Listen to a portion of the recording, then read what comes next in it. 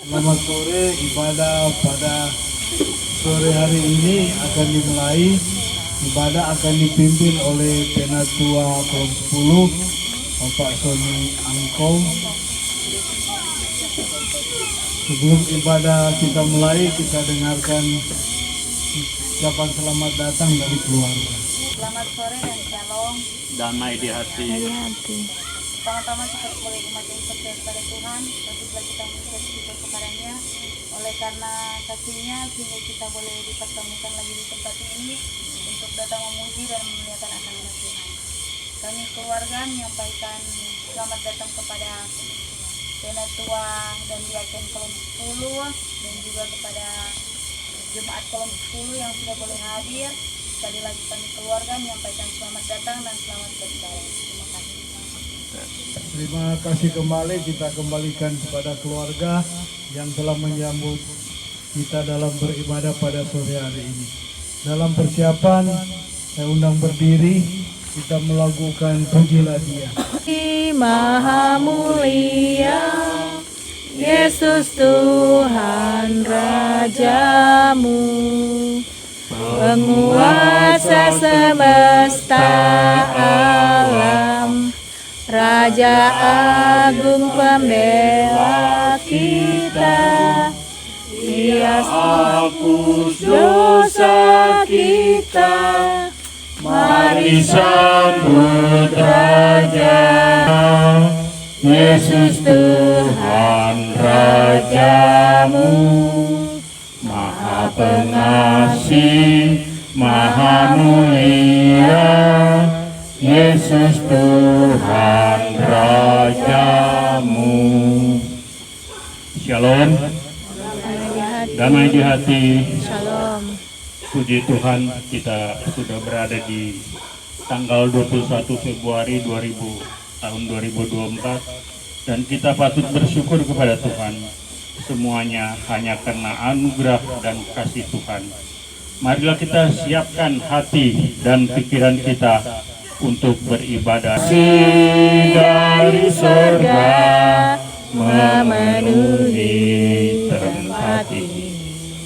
Kasih dari Bapa surgawi, kasih dari Yesus mengalir di hatiku, membuat damai di hidupku, mengalir kasih dari tempat tinggi, mengalir kasih dari tata Allah Bapa, mengalir dan mengalir memenuhi hidupku.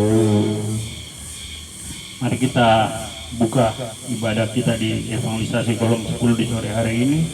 Kita berdoa. Ya Allah, dalam nama Tuhan Yesus Kristus yang selalu mengasihi dan menyertai kami di sepanjang waktu, pada hari ini kami mengucap syukur atas segala berkat dan karunia yang telah Engkau berikan, pertolongan-Mu yang selalu sempurna dalam kehidupan kami, sehingga saat ini kami bisa berkumpul dalam keadaan sehat dalam persekutuan ibadah Kolom 10 di rumah keluarga Bapak Bobi Lendo dan Ibu Melisa Yanbar. Ya Bapak, tolonglah saudara-saudara kami yang sedang menuju ke tempat ini agar mereka boleh tiba dengan selamat untuk beribadah bersama-sama, agar boleh menerima berkat firman bersama-sama dengan kami. Dalam nama Tuhan Yesus Kristus, tertahbislah ibadah ini. Amin.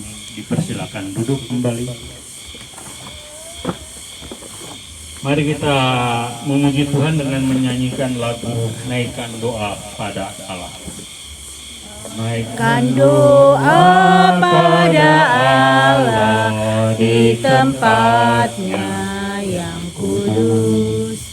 sembah Dia yang di sorga, Allah yang Maha Kudus. Puji Dia, Juru Selamat manusia. Agungkanlah yang mulia, Juru Selamat dunia. Kita tiba pada pembacaan Alkitab. Namun sebelum kita membaca Alkitab, kita mohon doa pengampunan daripada Tuhan. Bapa yang penuh cinta kasih, kami datang ke hadapan kehadiran yang kudus dengan segala kerendahan hati. Kami memohon ampun atas segala dosa-dosa yang telah kami lakukan. Sering kami lalai dan lari daripada perintah-Mu. Seringkali kami lebih mengikuti nafsu duniawi, sehingga kami jauh dari kasih dan penyertaan-Mu.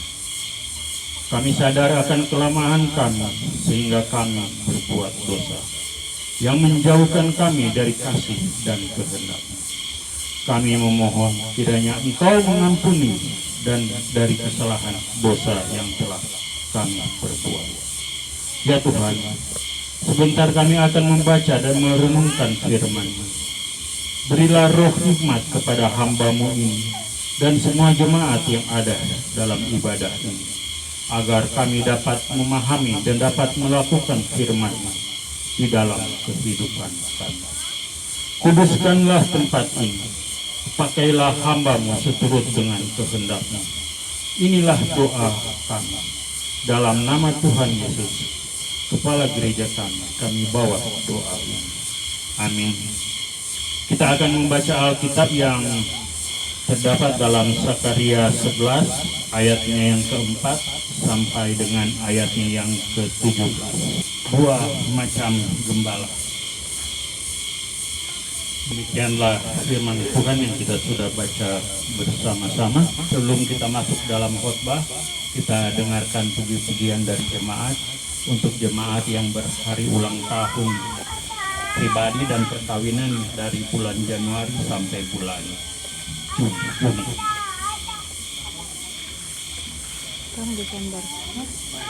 Jemaat Mengalir dalam sungai kasih-Mu, kuasa damai cerlang bening. puji Tuhan atas puji-pujian yang sudah dibawakan. Jemaat Kolom 10 yang saya kasihi dalam Tuhan kita Yesus Kristus, khotbah kita pada minggu yang berjalan ini adalah celakalah gembalaku yang meninggalkan domba-domba. Sebagaimana kalender penanggalan tahun gerejawi minggu ini, kita telah memasuki penghayatan iman minggu-minggu sengsara Tuhan Yesus Kristus. Minggu sengsara yang pertama. Kita dituntut untuk mengingat dan memaknai kasih yang sempurna dari Tuhan Yesus Kristus yang telah menjalani jalan penderitaan sampai mati di kayu salib untuk memberi kehidupan dan keselamatan kepada kita umat manusia. Harus kita ingat pengorbanan yang telah Yesus lakukan satu kali untuk selama-lamanya. Menyadarkan kita betapa Ia sangat mengasihi kehidupan kita umat manusia. Jemaat yang diberkati Tuhan, pada hari Rabu minggu yang lalu, tepatnya tanggal 14 Februari 2024, kita semua sebagai warga negara masyarakat Indonesia wajib pilih telah mengambil bagian dalam pelaksanaan pesta demokrasi atau pemilihan umum. Memilih anggota DPRD, kabupaten, kota, provinsi, bahkan DPRI dan DPD RI. Serta kita sudah memilih presiden dan Wakil Presiden periode 2024 sampai 2029. Kita tentu tahu bahkan sadar bahwa ada pilihan yang sama dan ada yang pasti berbeda. Dalam perbedaan pilihan terjadi persaingan, bahkan gesekan yang tidak dapat kita hindari dalam hubungan kekeluargaan, teman, sahabat, jemaat, dan bahkan masyarakat. Sekarang ini semua kita diharapkan membenahi kembali relasi kita dengan orang lain. Kita boleh menyatu dan menatap ke depan untuk kehidupan yang lebih rukun dan damai. Hidup dalam persaudaraan, berusaha serta berjuang sesuai dengan talenta dan karunia yang Tuhan sudah berikan kepada kita. Jemaat yang diberkati Tuhan, tema perenungan firman di minggu ini adalah celakalah gembalaku yang meninggalkan domba-domba. Lewat pembacaan dalam Sakaria 11 ayat 4 sampai dengan 17. Kiranya tema ini dapat mengingatkan komitmen dan janji kita serta dapat meneguhkan panggilan kita sebagai pelayan Yesus Kristus agar menjadi gembala yang baik sebagai mana teladan Yesus Kristus yang adalah gembala yang agung, setia, rela berkorban, bahkan rela mati di kayu salib untuk menebus dosa kita umat manusia. Dalam kitab Sakaria dibagi dalam dua bagian, yakni pasalnya yang pertama 1 sampai dengan 8 adalah penglihatan. Penglihatan dalam pasal 9 sampai dengan 14 adalah nubuat tentang kedatangan Mesias. Nama Sakaria artinya Tuhan mengingat.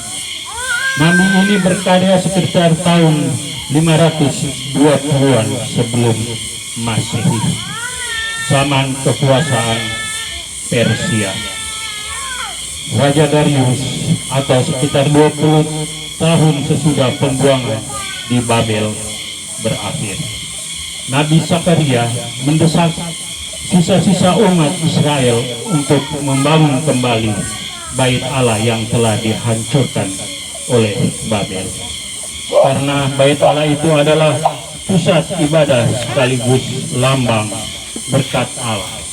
Tujuan kitab Sakaria adalah untuk mengajar, menghimbau dan mengoreksi umat. Jemaat yang diberkati Tuhan, pada ayat 4 sampai dengan 6, perintah Allah kepada Sakaria untuk mengembalakan domba-domba sembelihan. Domba-domba melambangkan umat Israel yang akan mengalami hukuman karena mereka menolak Mesias. Bahkan para pemimpin yang terlibat dalam perdagangan domba sembelihan, mereka tidak memiliki belas kasihan dan hanya memikirkan keuntungan mereka, keuntungan pribadi mereka sendiri. Domba atau umat dan para pemimpin atau gembala yang tidak mengasihi, tidak taat, akan menerima hukuman. Mereka akan mengalami kehancuran akibat perbuatan mereka sendiri.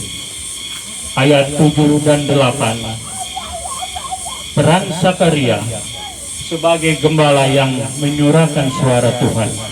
Dalam tindakannya ini, Sakaria menggunakan 2 tongkat yang melambangkan kemurahan dan ikatan. Kedua tongkat itu adalah simbol kemurahan Tuhan Allah yang tanpa batas. Jemaat yang diberkati Tuhan, dalam melaksanakan tugas Sakaria, Sakaria menjumpai ada gembala-gembala yang tidak tulus, bahkan memakai akal bulus untuk kepentingan diri mereka sendiri. Sakaria marah, dan dalam 1 bulan ia sudah memecat 3 gembala. Hal ini yang membuat para gembala itu muak dan menolak Sakaria. Pada ayatnya yang ke-9 sampai dengan ke-14, kekecewaan yang dialami oleh Sakaria membuat ia mengambil keputusan untuk tidak menggembalakan domba-domba atau umat yang menolak kebenaran atau kehadiran Mesias. Tugas mulia namun berat ini tidak mau lagi dilakukan oleh Sakaria yang ditandai dengan mematahkan tongkat kemurahan. Perjanjian dibatalkan dan patahnya tongkat kemurahan berarti janji menikmati berkat itu sirna dan hilang. Jemaat yang diberkati Tuhan, Sakaria telah berusaha untuk melakukan panggilan pelayanannya dengan baik dan benar. Ia dibayar dengan 30 keping uang perak, tapi pemberian itu karena terpaksa dan tidak tulus, maka Tuhan Allah memberi perintah agar uang itu harus dilebur untuk kepentingan rumah Tuhan. Kemudian Sakaria mematahkan tongkat ikatan karena Yehuda dan Israel sudah tidak sejalan lagi, tidak sependapat, malah bermusuhan. Karena faktor keegoisan dan sifat individualistis mengakibatkan putusnya tali persaudaraan. Jemaat yang diberkati Tuhan, pada ayatnya yang ke-15 sampai dengan 17, pada ayat ini akan ada pemisahan antara yang baik dan yang jahat, di mana Tuhan Allah akan membangkitkan seorang gembala yang tidak melenyapkan dan bersedia mencari yang hilang serta menyembuhkan yang terluka. Jemaat yang diberkati Tuhan, seorang gembala yang sabar, tekun memelihara yang sehat dan gemuk. Pada Yeskel 34 ayat yang ke-16, gembala yang agung yaitu Yesus Kristus Sang Mesias adalah seorang gembala yang berintegritas dan patut diteladani. Gembala yang pandir adalah gembala yang bodoh, bebal, suka menang sendiri, tidak peduli dan sombong. Dia tidak suka mencari yang hilang, tidak menyembuhkan yang terluka, masa bodoh dan bersikap apatis. Sesuatu yang tidak baik pada akhirnya akan mengalami penderitaan dan kebinasaan. Karya 11 ayat 4 sampai 17 ini yang dapat kita maknai sebagai pesan firman adalah: pertama, dalam penghayatan iman di minggu sengsara yang pertama ini semakin mengingatkan dan menyadarkan kita akan panggilan Tuhan sebagai umat yang dikasihi serta sebagai pelayan atau gembala untuk hidup setia, taat, dan tulus, mampu bersaksi dan memberitakan kabar baik bahwa Yesus Kristus Sang Gembala yang agung, yang menderita sengsara bahkan mati di kayu salib untuk menebus dosa umat manusia serta memberikan jaminan hidup kekal. Kedua, tugas panggilan gereja untuk bersekutu, bersaksi, melayani adalah tanggung jawab kita sebagai umat manusia yang sudah diselamatkan. Jemaat yang diberkati Tuhan, bahkan tugas kita sebagai gembala yang baik adalah untuk mengajar, memperlengkapi, merangkul, dan mengingatkan umat dan jemaat agar bisa hidup seturut dengan kehendak Tuhan, mampu menjadi teladan dan berkat. Ketiga, proses pemilihan umum atau pesta demokrasi telah usai. Kita tinggal menunggu keputusan resmi dari KPU Pusat. Tugas kita adalah mendoakan agar semua tetap berproses dengan segala baik dan sukses. Kita doakan juga bagi mereka yang terpilih agar benar-benar dapat mengemban tugas dan tanggung jawab yang mulia untuk kepentingan semua masyarakat Indonesia. Tetap rendah hati dan mengutamakan kepentingan bersama daripada kepentingan pribadi atau kelompok. Dan bagi mereka yang belum terpilih, tetap harus semangat untuk menatap pada hari depan bahwa Tuhan akan menyiapkan yang terbaik. Para pemimpin dan wakil rakyat yang benar-benar menjadi gembala-gembala yang baik bagi domba-domba. Tuhan Yesus sebagai gembala yang agung menolong dan memberkati kita semua. Amin. Amin. Kita tiba pada pujian yang Berilah kami menikmati hikmat pengorbananmu, Tuhan Yesus Juru Selamat. Kami ini milik-Mu, Tuhan Yesus Juru Selamat. Kami ini milik-Mu. Hartanilah warganya. Ayat kedua, tak boleh aku bermegah selain di dalam salibmu. Tak boleh aku bermegah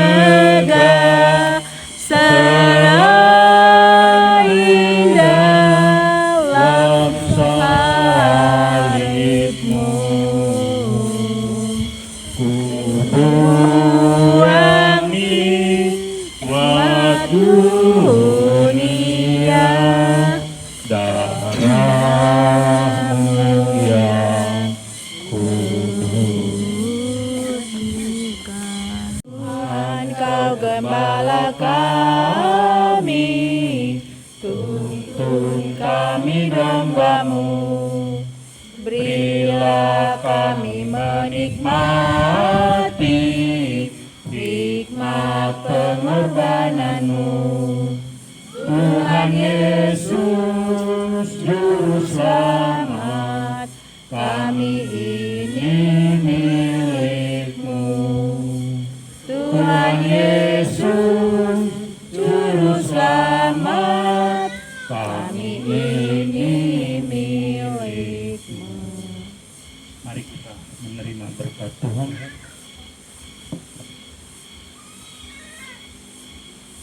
Tuhan memberkati dan melindungi saudara-saudara.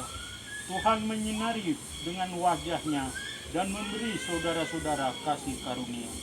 Tuhan menghadapkan wajah-Nya kepada saudara-saudara dan memberi saudara-saudara damai sejahtera. Amin. Amin. Amin. Puji syukur kepada Tuhan, ibadah pada sore hari ini telah selesai dengan segala baik. Terima kasih sudah menyaksikan ibadah Kolom 10 Gemim Trivena Kaasar. Tuhan Yesus memberkati kita sekalian.